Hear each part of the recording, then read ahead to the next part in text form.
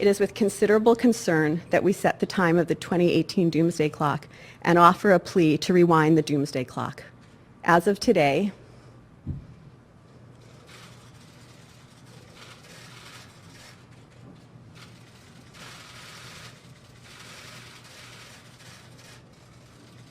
it is 2 minutes to midnight.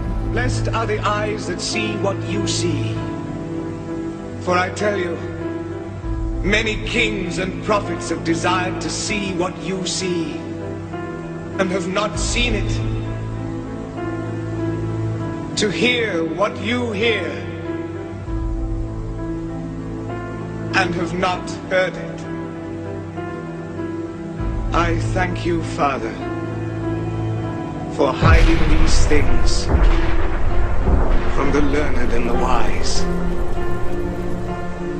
and revealing them to the innocent and the simple.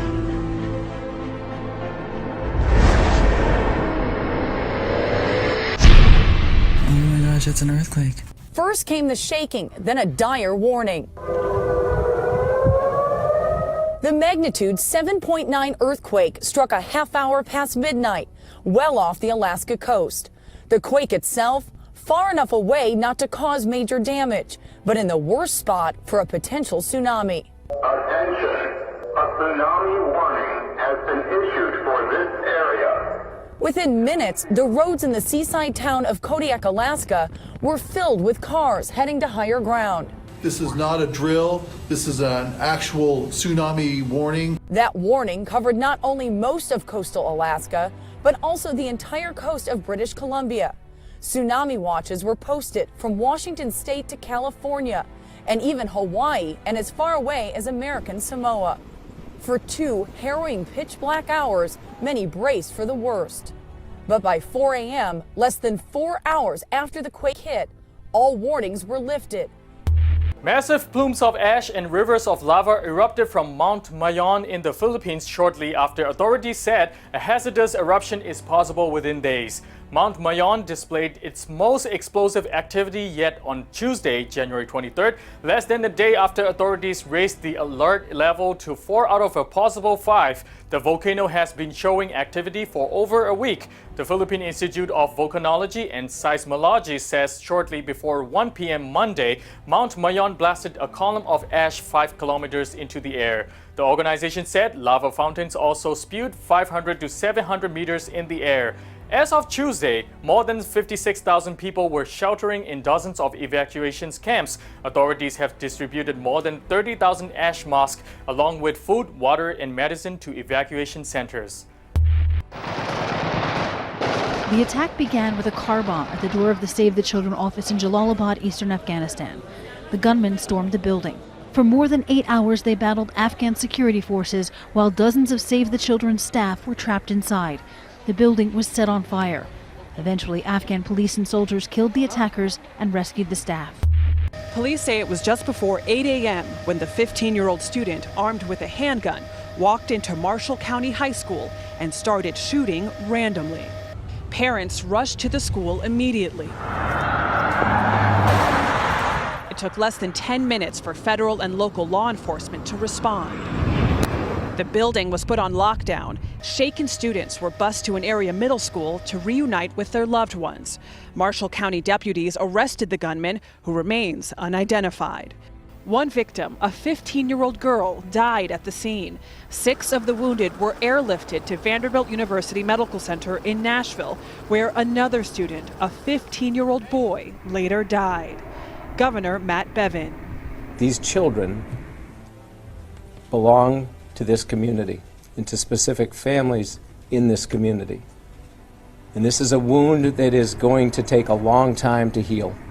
And for some in this community will never fully heal. A Russian spy ship was spotted 100 miles off the coast of North Carolina. On January 22nd, the Victor Leonov was spotted 100 miles southeast of Wilmington, North Carolina, in international waters. The spy ship's detection off North Carolina came just days after the vessel was seen, leaving the capital of Trinidad and Tobago, Port of Spain. Military officials told CNN that the Russian ship is being tracked by the USS Cole and other U.S. Navy assets. The Viktor Leonov is a sophisticated Russian spy ship outfitted with a variety of high-tech spy equipment and designed to intercept communication signals. While it's unclear where the ship is heading, the Viktor Leonov has lurked along the east coast of the U.S. before, passing sensitive Navy installations in Cape Canaveral, Kings Bay, Norfolk, and New London. The United States is increasingly at odds with a close ally. In a phone call today, President Trump urged Turkey's president to limit an assault on a Kurdish enclave in northern Syria or risk conflict with American forces. These Kurdish fighters, America's closest partners in the battle against ISIS in Syria, are now facing off with Turkey, America's NATO ally. A deadly new front in the blood-soaked hills of northern Syria. The Turkish government is furious with the US for arming the Kurds in Syria.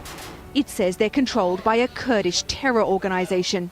The Turkish president, Recep Tayyip Erdogan, fears weapons supplied by the US will end up being used against his country. And on Sunday, he sent tanks across the frontier. So far, limiting Turkey's attacks to Afrin, but threatening to do the same in Manbij, which could bring them close to American personnel. In Raqqa last year, then the so-called ISIS capital in Syria, we witnessed the Kurds fight bravely against the extremists, helping to drive them out of the city.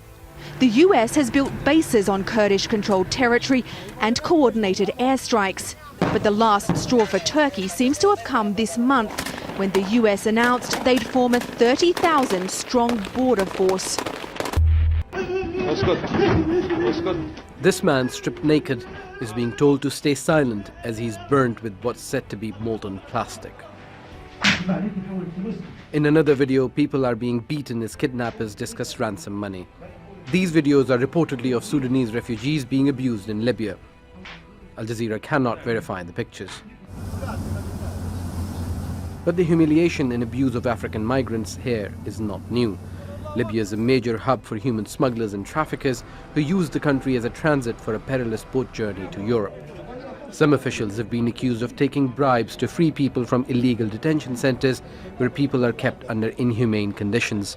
But Libyan forces deny the allegations that some are involved in rape, forced labor, and even murder.